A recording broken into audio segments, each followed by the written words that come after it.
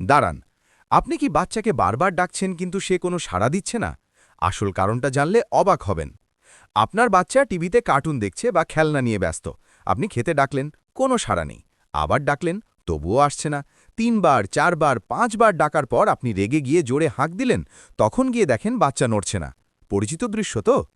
এখানেই লুকিয়ে আছে বিশাল ভুল। সমস্যা আসলে বাচ্চার নয়, সমস্যা আমাদের পদ্ধতিতে। শিশু মনোবিজ্ঞানীরা বলছেন, আপনি যখন প্রথমবার ডাকেন, বাচ্চা শোনে কিন্তু বুঝে যায় যে এখনই যেতে হবে না। দ্বিতীয়বার, তৃতীয়বার ডাকলে বাচ্চা ভাবে আরও কিছুক্ষণ সময় আছে। বারবার ডাকলে বাচ্চার মস্তিষ্ক আপনার আওয়াজকে ব্যাকগ্রাউন্ড নয়েজ মনে করে। ফলে বাচ্চা অভ্যাস করে ফেলে কথা না শোনার। তাহলে সঠিক উপায় কি? পদ্ধতি ১, শুধু একবার ডাকুন। একবার স্পষ্ট করে বলুন। তারপর বাচ্চার কাছে গিয়ে তার কাজে বাধা দিন। টিভি বন্ধ করুন বা খেলনা সরিয়ে রাখুন। চোখে চোখ রেখে বলুন, আমি একবার ডেকেছি, এখন আসতে হবে। প্রথম দিন বাচ্চা অবাক হবে, কিন্তু ৪-৫ দিনেই সে শিখে যাবে। পদ্ধতি ২, আগাম জানিয়ে রাখুন। হঠাৎ ডাকবেন না। বলুন, ৫ মিনিট পর তোমাকে খেতে আসতে হবে। তারপর ৫ মিনিট পর একবার ডাকুন। বাচ্চা মানসিকভাবে প্রস্তুত থাকবে।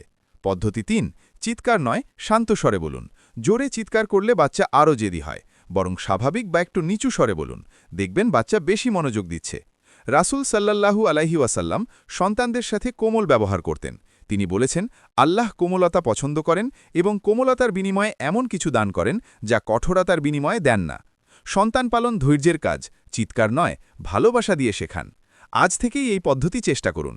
কমেন্টে জানান, আপনার বাচ্চা কি কথা শোনে?